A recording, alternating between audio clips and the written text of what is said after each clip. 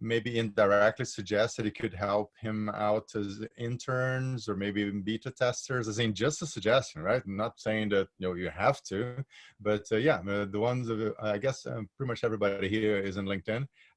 He is in a group as well, so just reach out and ask all the questions there. And yeah, and thank you so much for being here. And if you have the time to stay and witness the wonder of Nikki Eberhardt in her full glory, I suggest that you spare this 20 minutes to do that, because Nikki is incredible. I don't even know where to start. Nikki, you're there. I am here. We're Hi, blushing already. Marcelo. Wow, Good to super see you. professional. She is a professional MC, and she's doing so many cool things. I recommend you have a look at her LinkedIn profile. She's been doing massive events. She's teaching at a university called Minerva. We met at Pioneers. I think I was gate crashing the VIP speaker's room because the cookies were better there, and some friend got me in, and someone wanted to interview me, and that's where we met for the first time, and clearly not the last. So let's make sure the next one is not virtual. So I'll pass you the floor, and Nikki, you're most welcome. Great to have you here. Thank you, Marcelo. It's always all about the cookies. So I'm glad we had the opportunity to meet at that time. And Jan, nice to hop on for the last few minutes My of your pleasure talk. to meet Highly you. interesting. Nice to meet you as well. All right, everyone. So good to see you today. For me, I'm hopping on a Sunday morning outside of Salt Lake City, Utah. Many of you are joining us from all over the planet. Um, the beautiful opportunities we have in the 21st century. So here we are. I also have children, some of whom are your ages. And so both the opportunities and the challenges you face as young people really resonate with me. The issues that you're combating currently in an age of coronavirus, in a digital age, are always present with me. I think about it all the time. I am training the next cadre of social entrepreneurs, as Marcelo said, with Minerva as a professor. And I'm blown away by these young people, many of whom at the age of 22 have already started companies. And they're building businesses that have people, planet in mind, as well as profit. And so it's quite exciting to me. I'm honored to be here with you, and I wanted to share just a few nuggets of wisdom. I'm going to start with a personal story. I'm a scuba diver. I was scuba diving in the Yucatan Peninsula, which is near Cancun, Mexico. And we were diving through a series of caves, underground freshwater cave systems. No fresh water, or excuse me, no air pockets and no natural light. And what had taken us approximately 45 minutes to sort of slowly move our way through these caves, we found ourselves in this sort of cavern that opened up. And I placed my knees on the sandy bottom, and there were stalactites sort of hanging down. It was really sort of eerie. Um, and I had been diving over 100 times prior to this, felt quite comfortable in the water. But suddenly I realized that should I need to access air, I had no, aside from my BC, I had no ability to do so. And suddenly everything I learned escaped me. And I went into full panic mode, at which point I started hyperventilating, sort of flew to the top of the cave. My head was banging against these stalactites. And I had this thought for the first time in my life, which was, this is it. It's over.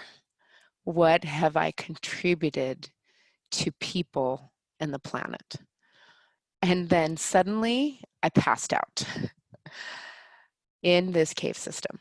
And looking back, I realized what a gift it was, because it essentially saved my life. The dive masters were able to get me out of that cave system in less than 10 minutes, which had taken us nearly 45 minutes to sort of navigate through. And as we sort of emerged from this cave system, I came to, and I realized what had just happened to me. And in that moment, I had a thought, what, I had a near-death experience, and what thought did I have in that moment? I thought, what have I actually contributed to people and the planet? And so I made a new commitment with laser sharp focus in that moment to really dedicate the rest of my life to pursuing contributions that would have purpose. And so the question to you is, what gives you purpose? And what can you do as young people to take the most effective classes that will help you sort of move that direction? How can you seek out conferences like what you're attending right now? How can you position yourself to be with the best change makers, the most innovative contributors, so that you can leverage your own expertise and resources to contribute to the planet and people on the planet? And so I'll share one more story, and then I'll get a bit more granular in terms of the opportunities that I have personally had to contribute since that near-death experience. So when I was studying at Oxford, I did my MBA at Oxford, and I met a young, very subtle, soft-spoken Indian British man who had been hired by the C-suite executives of Google and the founders of Google to coach them in their own entrepreneurial journeys. I found him highly interesting. And he said, well, Nikki, next time you're in Silicon Valley, please meet me at headquarters and we'll have a chat. And so we met, and prior to his career with Google, he had worked with nearly 10,000 leaders around the globe, from corporate leaders to startup founders, people in the tech space, people in the entertainment space. And he had done essentially a lifetime full of coaching for these types of folks, high-powered people who we would deem leaders of the world. And as I met with him at his headquarters, I said to him, Puneet, tell me about these leaders you've met. I'm super curious to hear about the commonalities that they share. What makes them unique? And he said, Nikki, if I am completely forthright, I have to tell you that 99% of those leaders that I've worked with, in all actuality, I don't consider leaders. And I said, well, okay, the follow-up question is, of course, what sets that 1% apart then? What makes them super leaders?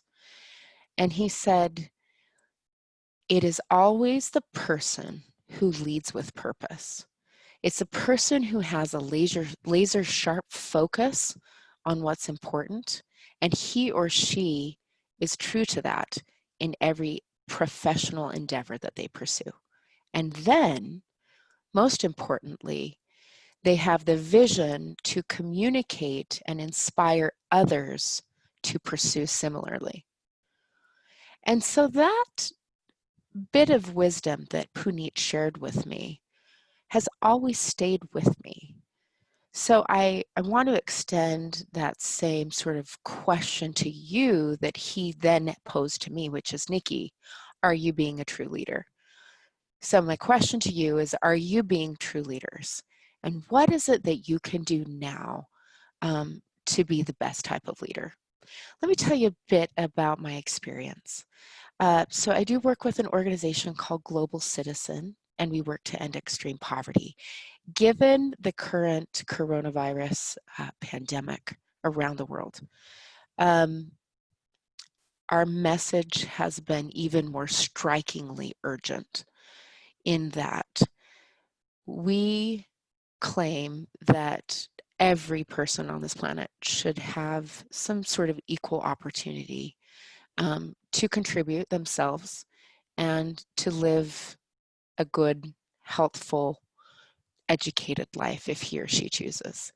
And so we see the 1.8 billion people on the planet who are living on less than $2 a day, and we're not okay with that.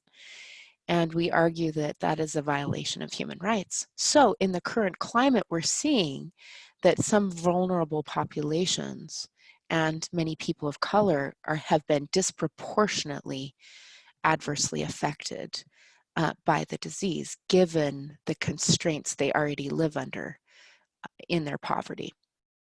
And so as recently as last night, we threw another huge stay-at-home music festival in which we garnered over, and I'm going to mistakenly give you the wrong number, but somewhere around $7 billion in commitments to not only fight the disease, but ensure that all people on the planet are given fair treatment for the disease and all of those sort of ramifications around this current environment that we live in.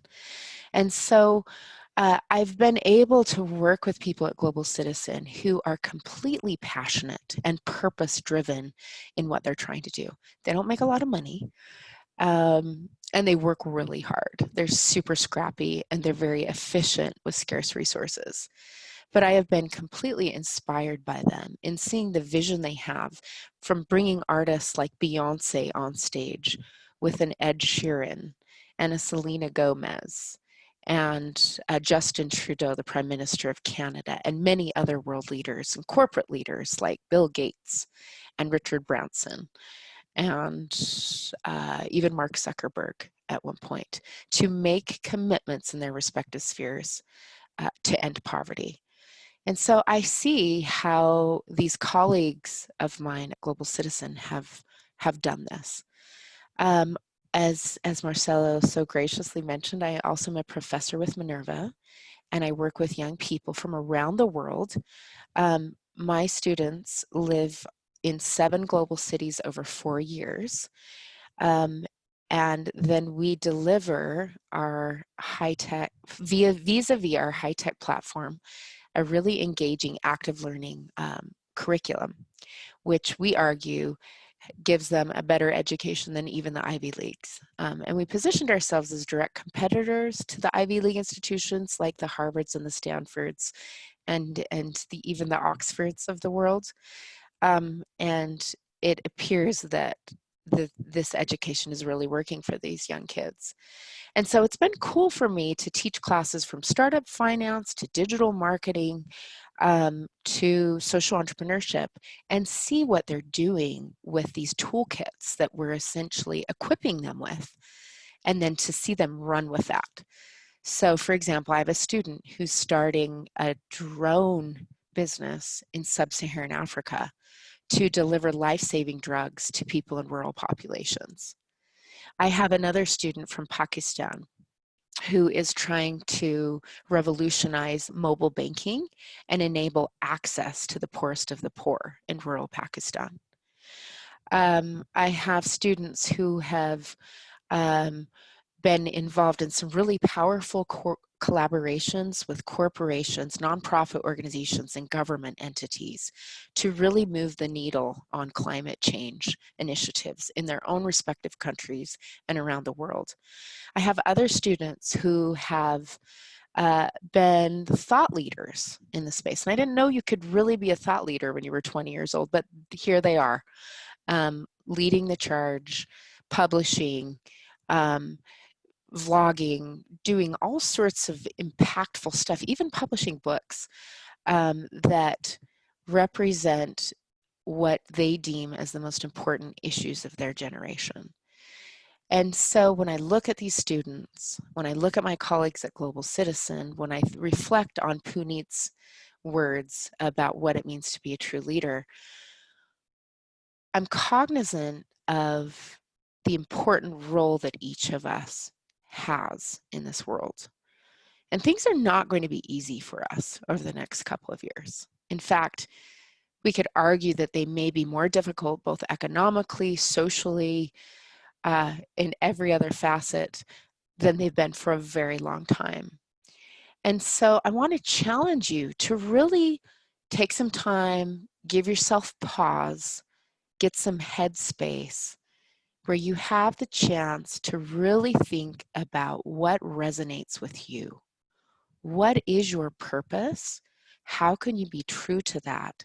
And how can you craft the most impactful career that is going to power people on the planet in unprecedented ways? We're kind of waiting for you to do this for us. We've kind of screwed up this generation in many regards. So it's in your hands. And for us, all of us old folks, Jan and Marcella, I won't put you in my own category. But for me as an old person, I'm looking to you to help us fix some of the stuff that we've messed up. And I know you can do that. So I'm going to close on that and open it up to a question or two if anyone has one. You feel free to paste in the chat or just express it verbally.